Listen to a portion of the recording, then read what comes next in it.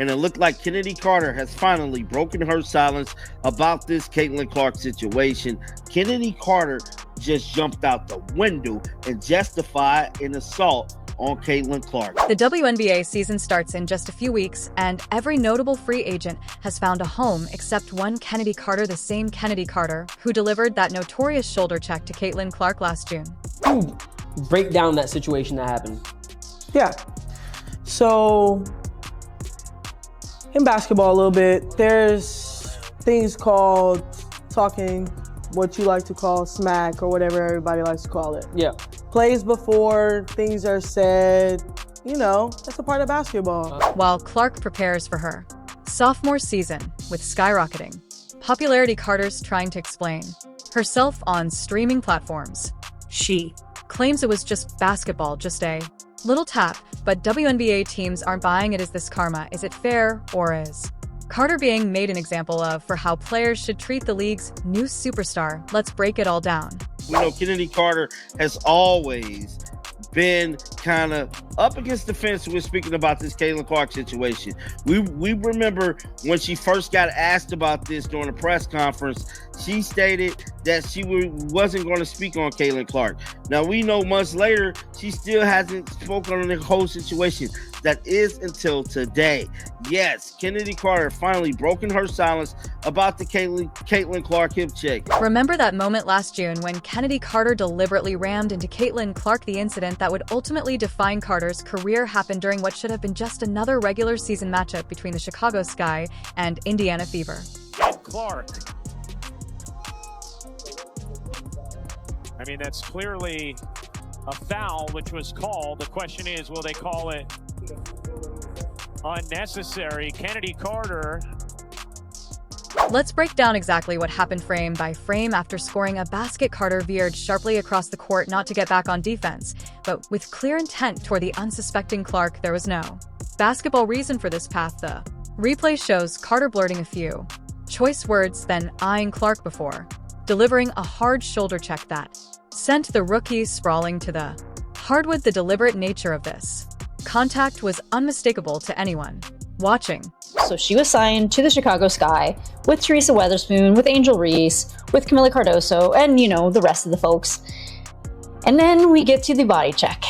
This was originally ruled an away from the ball foul, but it was obviously a flagrant foul. It really upset a lot of people, which really escalated the issue. And it was really just poor sportsmanship on Kennedy's part. What's particularly revealing is how officials initially deemed it merely a common foul, a routine call that happens dozens of times each game. But once they reviewed the footage, they immediately upgraded it to a flagrant. The replays don't lie. This wasn't incidental contact during a play. This was an off-ball intentional blow delivered after completed basketball action.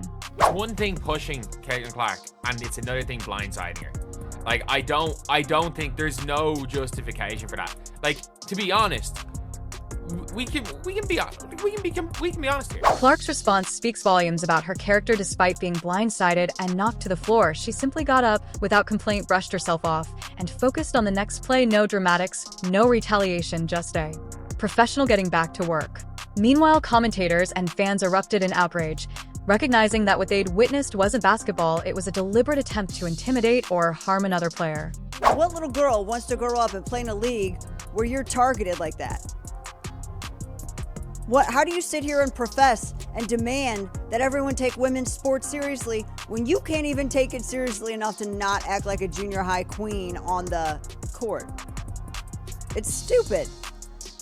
That's so dumb. It looks like a soap opera. This wasn't Carter's first rodeo. When it comes to on-court issues, her history of volatility became a major talking point after the Clark incident in 2021. While playing for the Atlanta Dream, she was suspended indefinitely for what the team called conduct detrimental to the team following a heated argument that escalated beyond acceptable bounds. This pattern of behavior had already raised red flags about her professionalism and ability to function within a team structure. Atlanta Dream did suspend her in the middle of the sophomore season, basically saying she was a detriment to the team and the team culture. So then the Atlanta Dream decided to trade her to the Sparks, the Los Angeles. The timing couldn't have been worse for Carter. The WNBA is experiencing unprecedented growth with viewership and attendance records shattered Much of it driven by Clark's arrival. The league is rightfully protective of this momentum, emphasizing professionalism as it garners mainstream attention. In this environment, the Sky Forward's actions stood in stark contrast to the image the league is cultivating. What's crazy about all of this, immediately after that push, this is what she said to the media. On the play before bumping in with Caitlin, it seemed like she turned to you a little bit after the Fever I score. didn't answer no Caitlin Clark questions. Did she say anything to you? I don't know what she said. What'd you say to her? I didn't say anything. Carter would later attempt to explain away what millions saw with their own eyes, but the damage was already done. The shoulder check wasn't just a simple fall or even just a bad moment. It represented a career-defining mistake that transformed her from a player with considerable potential into someone teams actively avoid. Now she is breaking her silence will break it down in a bit. Basketball is physical, competitive, and intense, but there are unwritten boundaries that separate tough play from unnecessary aggression. Carter's actions cross that line in spectacular fashion, and the WNBA's collective response shows exactly where the league stands on protecting its players and its image. I said Chennedy Carter wasn't going to make a WNBA roster. And as it sit, April 20th, training camps start for teams in 7 days. Training camp for a majority of the WNBA start April the 27th. Chennedy Carter is not on any WNBA roster. Want to know why? Because it's Chennedy Carter's fault she's not on any WNBA roster. Those unwritten boundaries Carter crossed have left her career hanging by a thread, and now she's scrambling to rewrite the narrative before it's too late. Just days ago, with training camp looming and still no contract in sight, she sat down for an interview with Streamer Neon that has basketball fans everywhere shaking their heads in disbelief. I think a play before, maybe I was elbowed. Okay, that happens. Think the next play down, maybe something was said. And then maybe there was like a little clip of somebody like yelling in my face. And then we go down the court. Then I hit like a little bucket, you feel me? Come down, hit like a little nice little mid-range pull up. And then I just like, just give her like a little like, I'm here. Like, I don't think it was, what's crazy? Me and my brother went back and watched, and we seen a lot of clips in the NBA of guys getting like pushing LeBron. Like I think it was Jeff Teague or somebody who like pushed LeBron out of bounds, like said, man, I was mad because like we couldn't stop him. Carter's attempt to explain away what millions witnessed firsthand is nothing short of astonishing. In the interview, she casually dismissed the deliberate shoulder check as merely talking smack and giving Clark a little "I'm here" energy. What's particularly telling the stark contrast between this nonchalant characterization and the forceful impact that sent Clark tumbling to the hardwood. The footage doesn't lie. There was nothing subtle or routine about that contact. She did. She stopped and went through. That is not... We watched the clip. There is no way that we're letting this happen. Saying that it was nothing. This is not just a tap. What makes this revisionist history even more transparent is Carter's sudden claim that she may have been elbowed before the play. This convenient new detail, conspicuously absent from any previous statements, has been thoroughly debunked by video evidence. The footage shows no provocation whatsoever, making this belated justification ring hollow to even casual observers. I'm just it's like one of those things, like it happens in basketball. I know people try to say, oh, it's not one of those things. It's not a personal thing, it's a competitive thing. It happens in basketball, and it's just one of those things. But it's kind of what happened. Then it spiraled out of control. And then the media takes whatever narrative they want to put out. You watch every single game to see if you can find any deflects in my game, and it's really nothing that you probably could say too much about. So then you have trolls, and that's what I said. They're gonna be around regardless. But yeah, it was just like a nice little tap, I'm here. Not to harm you or anything. If you want to push somebody, you're gonna full force. Social media wasted no time calling out the obvious damage control operation. One fan's comment perfectly captured the collective "I roll you all seriously don't believe her." This reaction wasn't isolated. Basketball communities across platforms responded with similar skepticism to what many view as a desperate attempt at image rehabilitation. This is crazy, and this changes everything, because all this time we've been waiting on Chennedy Carter to take responsibility for what she did to Caitlin Clark. it shows me, I ain't even got to watch all this footage right here, but I am going to look at it.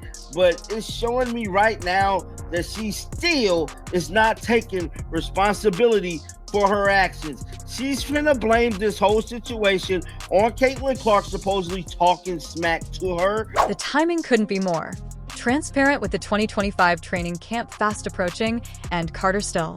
And sign this interview looks less like setting the record straight and more like an emergency PR campaign after months of silence about the incident. Carter suddenly feels compelled to offer her perspective, just as teams are. Finalizing their rosters, the connection isn't exactly subtle. I mean, that happens, man. Like, it's one of those things. I'm a great player. She's a great player. It looks a certain way. Everybody's going to have their views on it. But my personal view is, I don't have anything against her. She's a great player, and so am I.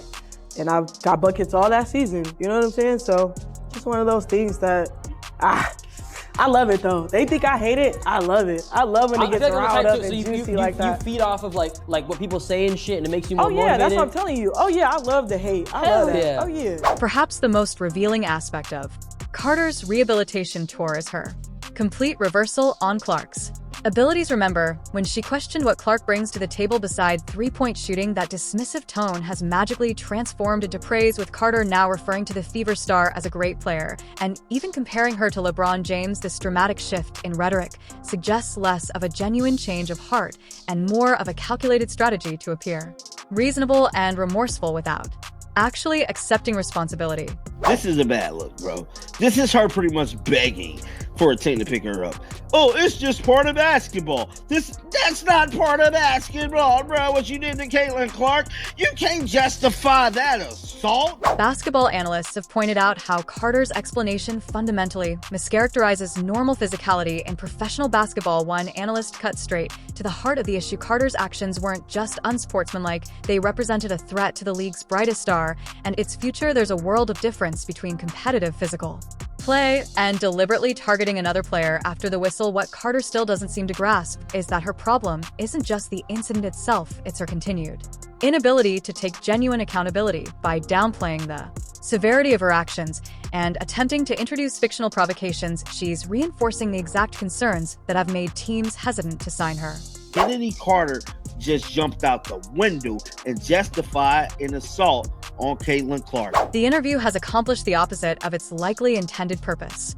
Instead of rehabilitating her image, it has further cemented the perception that Carter struggles with accountability and may not be a reliable teammate. Talent has never been Carter's issue. She's proven herself capable of scoring at the highest level, but talent alone isn't enough when questions about character and team chemistry loom. This large basketball is ultimately a team sport built on trust. When a player shows they're willing to target a star opponent with a non-basketball play and then refuse to take responsibility for it months later, it raises serious red flags about how they'll function within a team environment. Carter's attempt to reframe the narrative has only emphasized why she remains unsigned, while players with less raw talent have secure roster spots. Her actions prove that no team is willing to bet their luck on her. Now, granted, she's a dominant scorer, excellent basketball player in certain aspects of the game, but her behavior on and off the court is making it look real shady for her to get picked up by a team. The basketball world operates on an unwritten code that separates tough competitors from problematic teammates. And right now, Carter is experiencing something almost unprecedented in WNBA history. In a league constantly searching for offensive firepower, a player who averaged 17.5 points per game last season remains completely unsigned, with training camps opening in just days. This speaks volumes about how front offices truly view her actions. And there has not been a peep about anywhere that she could be landing in this free agency. So a lot of people, including myself, are wondering, is she worth the risk now? What's particularly revealing is the Chicago Sky decision to not even offer Carter a qualifying contract. Think about that for a second. They let their leading scorer walk away without attempting to retain her or get anything in return. In professional basketball, teams simply don't allow top offensive talents to leave unless there are serious underlying issues that outweigh their on-court production. I mean, she can score. She can score with the lights out. I mean, she can.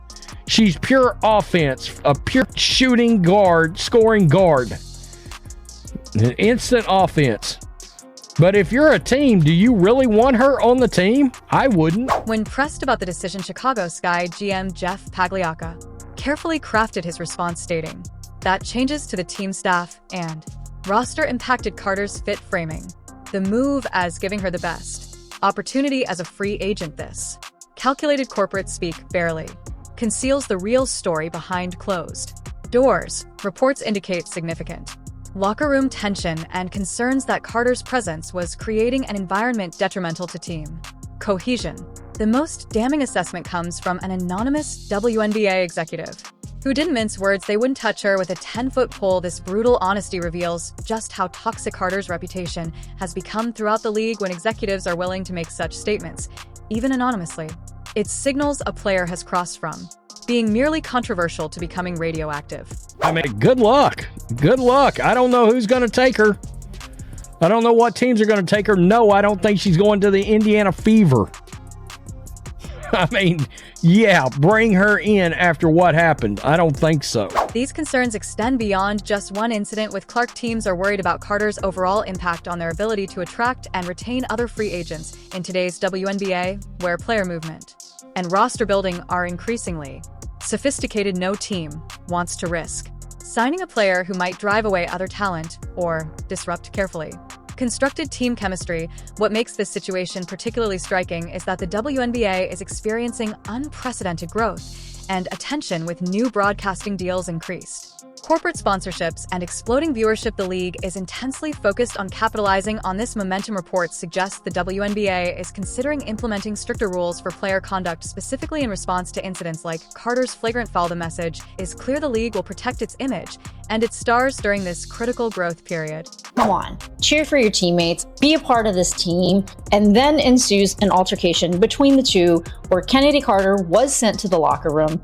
mid-game, of which afterwards, after the game, this is what has been reported. I guess Chennedy Carter wanted to fight Courtney Williams, like physically fight Courtney Williams, who backed away from this and was like, no way. So there was no actual physical altercation that happened. Carter's situation differs significantly from other players who've received second chances after misconduct. The combination of factors working against her is unique: the high-profile victim, the lack of genuine accountability, the repeated pattern of behavior dating back to her suspension from the Atlanta Dream, and the timing amid the league's expansion. While some players have overcome similar issues, they typically demonstrated sincere contrition and a willingness to change. The most telling aspect of Carter's situation isn't the absence of a contract, it's the complete silence from all 12 franchises. Not a workout invitation, not a training camp opportunity, not even rumors of interest. This collective judgment represents something far more significant than punishment for a single flagrant foul. It's a league-wide verdict on her character and professionalism.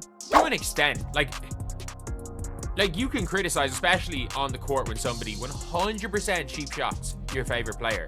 Like, there's a level of going at. We all know with Chennedy Carter it went way too far. Like, we can be honest here, it did go way too far with Chennedy. Basketball executives understand that talent alone doesn't win championships. Team dynamics, locker room culture, and player relationships matter enormously.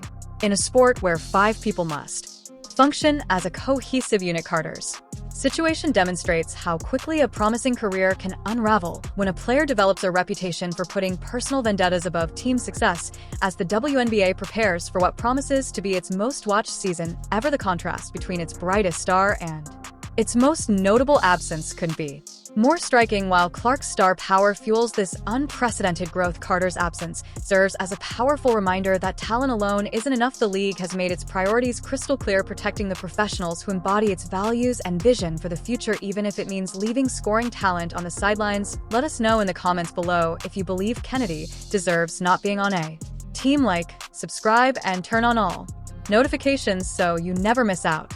Click the video on the screen, and we will see you in the next one.